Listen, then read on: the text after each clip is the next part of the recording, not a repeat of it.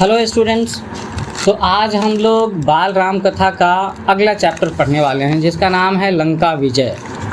इस चैप्टर में हम लोग ये पढ़ेंगे कि किस तरीके से राम, लक्ष्मण, हनुमान, सुग्रीव, जामवंत, नल, नील, है ना, इन सब की सेना ने रावण को हराया। रावण को हराना आसान काम तो नहीं था, मुश्किल काम था, लेकिन फिर भी इन लोगों ने इस काम को सफल बनाया। तो चूँकि ये बड़ी लड़ाई है और इसीलिए मैं इस भाग को दो हिस्से में पढ़ूंगा।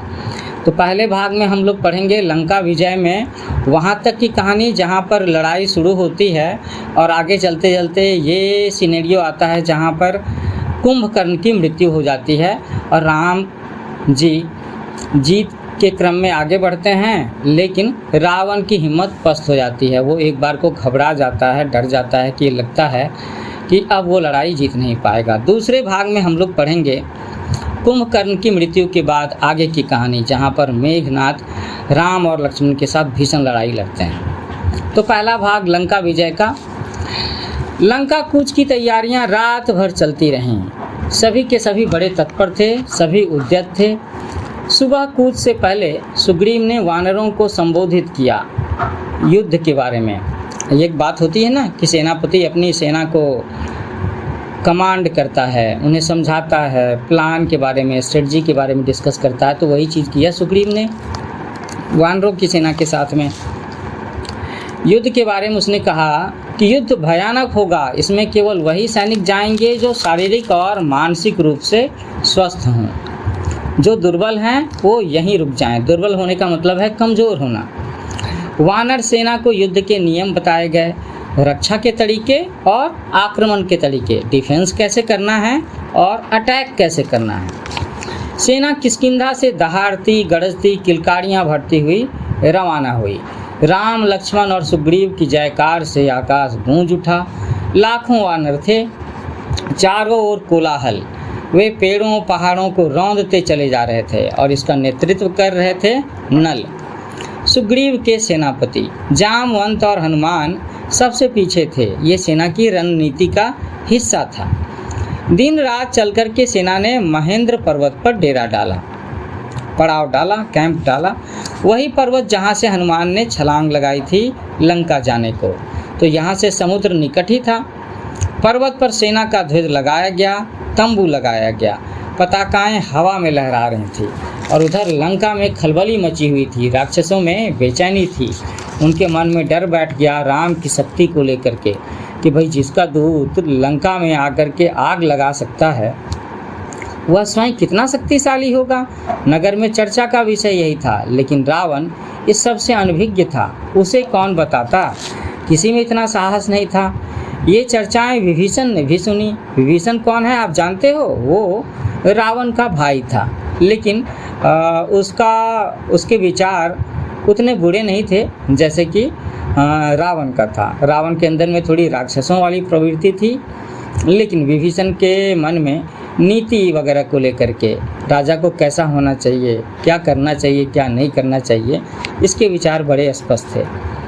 तो नगर की हताशा उनसे देखी नहीं गई। किससे नहीं देखी गई? विभीषण से नहीं देखी गई। ऐसी हताश सेना युद्ध नहीं कर सकती, उसकी पराजय निश्चित है। वे रावण के पास गए उसे सही स्थिति समझाने। राम से युद्ध ना किया जाए ये सुझाव दिया उन्होंने रावण को। उन्होंने कहा कि आप सीता को लौटा दें, सबका कल्याण इसी में है। सीता मिल जाएगी तो वे आक्रमण नहीं करेंगे। कौन आक्रमण नहीं करेंगे? राम और राम की सेना। रावण ने विभीषण की बात अनसुनी कर दी, उन्हें अपने कक्ष से निकाल दिया। क्रोध में वह स्वयं भी उठ करके चल पड़ा सभा कक्ष की ओर। उसे राम के समुद्र तट पर पहुंचने का समाचार मिल चुका था। सैनिकों ने राम की सेना की पताकाएं दूर से देख लीं। विभीषण रावण के पीछे चलते रहे, बोलते रहे कि सीता आपके गले में बंधा हुआ सांप है, वह आपको डस लेगा। इसे छोटी बात मत समझिए लंकाधिराज, ये संकेत महाविनाश के हैं। मैं अब भी कहता हूँ कि सीता को लौटा दीजिए तो लंका बच जाएगी। लेकिन रावण की तो बुद्धि मारी गई थी। उसने कहा कि तुम मेरे भाई नहीं शत्रु हो, मेरे शत्रु के शुभचिंतक हो, ऐसा कहा रावण ने विभीषण को। रावण का क्रोध भड़क उठा। उसने कहा कि निकल जाओ यहाँ से, मुझे तुम्हारा साथ नहीं चाहिए। रावण सभागार की ओर मुड़ गया और विभीषण पीछे।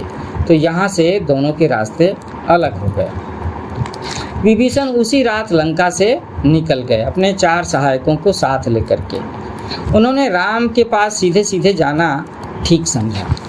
समुद्र पार राम के शिविर में अचानक खलबली मची। एक वानर चिल्ला करके सबको सावधान कर रहा था कि हमारे शिविर में दूर से राक्षस आ गए हैं। विभीषण कुछ दूर खड़े थे। वानरों ने उन्हें सुग्रीव के सामने में पेश किया। सुग्रीव को विभीषण ने कहा कि वानर राज, मैं लंका के राजा रावण का छोटा भाई हूँ। मैं राम की शरण में आया हूँ, है ना, आप मुझे उनके पास पहुँचा दें। विभीषण के चेहरे पर डर जरा सा भी नहीं था, उसे विश्वास था। शब्दों में कोई षड्यंत्र नहीं था, कातरता थी, रिक्वेस्ट की भावना थी, दया मांगने की बात थी, याचना थी।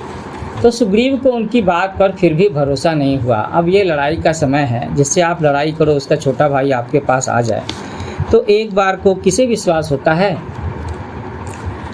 अब आगे विभीषण ने कहा कि मेरा नाम विभीषण है। रावण ने मुझे लंका से निकाल दिया।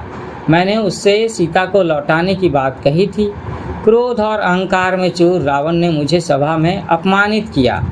मैं प्राण बचा कर आया हूँ। एक बार राम से मिलवा दें, मैं उनसे कुछ कहना चाहता हूँ। सुग्रीव राम के पास गए। मन में शंका भी थी कि ये सच है या गलत है, कोई माया तो नहीं है। अंगद भी उसे संदेह की दृष्टि से देख रहे थे। लेकिन राम ने सारी बातें सुनी विभीषण की। सुग्रीव और अंगद की बातें सुनी और कहा कि हमें विभीषण को स्वीकार करना चाहिए। मैं शरण में आए हुए व्यक्ति को कभी भी निराश नहीं करता, यह मेरी नीति है। विभीषण को आदर से अंदर लेकर के आइए। तो अब विभीषण राम के पास पहुँचे। राम ने उनका सत्कार किया, लंका का समाचार पूछा। राम ने लंका का समाचार पूछा तो जल्दी ही विभीषण राम के विश्वास पात्र बन गए। उन्होंने लंका की बहुत सी जानकारी राम को दी, जिसमें बहुत सारी युद्ध से संबंधित जानकारी भी होगी कि रावण की सेना में क्या क्या क्षमता है, क्या क्या नहीं है ना। तो राम को एक तरह से लंका की कैपेसिटी के बारे में अंदाज़ा लगाने का मौका मिल गया।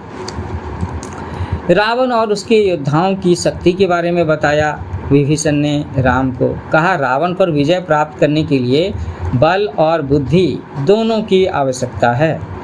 विभीषण, तुम चिंता मत करो, राक्षस मारे जाएंगे, लंका की राजगद्दी तुम्हारी होगी, भविष्य तुम्हारा है। राम ने ऐसा कहा। तो बच्चों, यहाँ पर मैं एक बात कहना चाहूँगा कि अक्सर आप लोगों ने कभी कभी एक कहावत सुनी होगी कि घर का भेदी लंका ढाहे। तो यहाँ पर ये जो कहावत है ये विभीषण के नाम के साथ ही जुड़ी हुई है।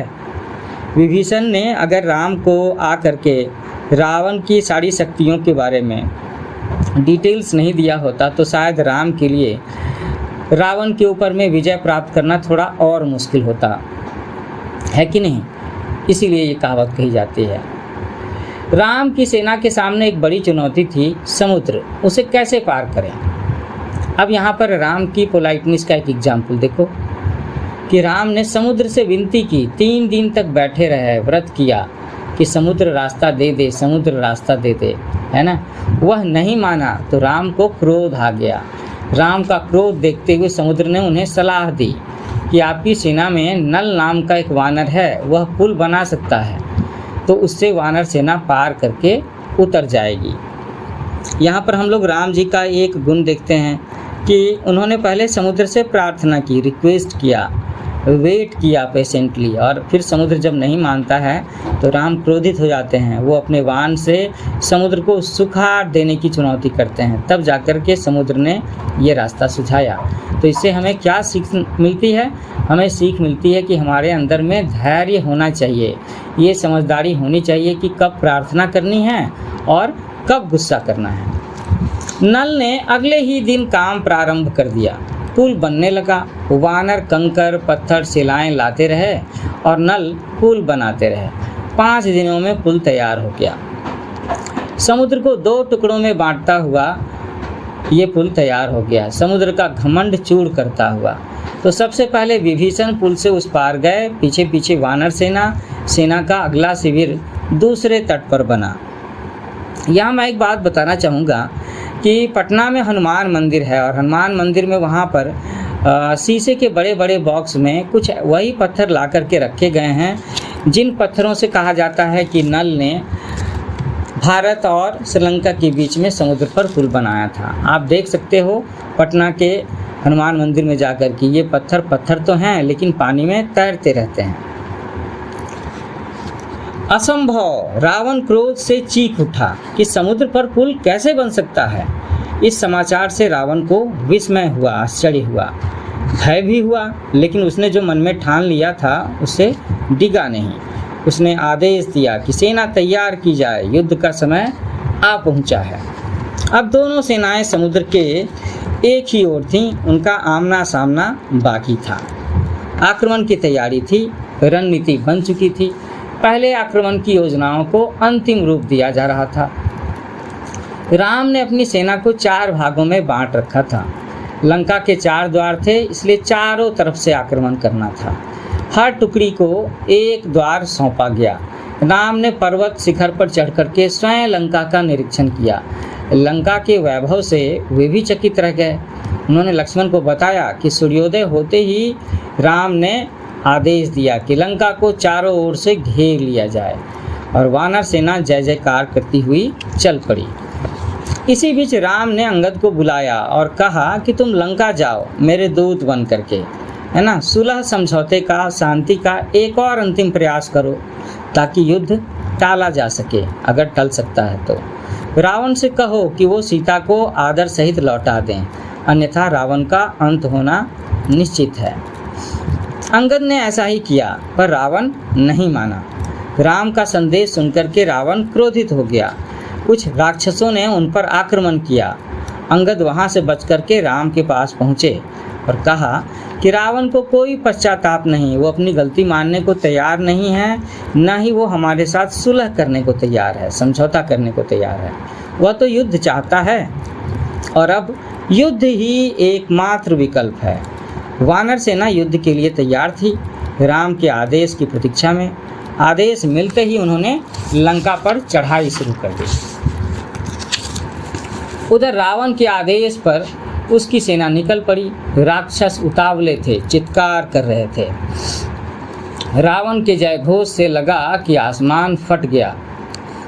वे दौड़े और वानर सेना पर टूट पड़े।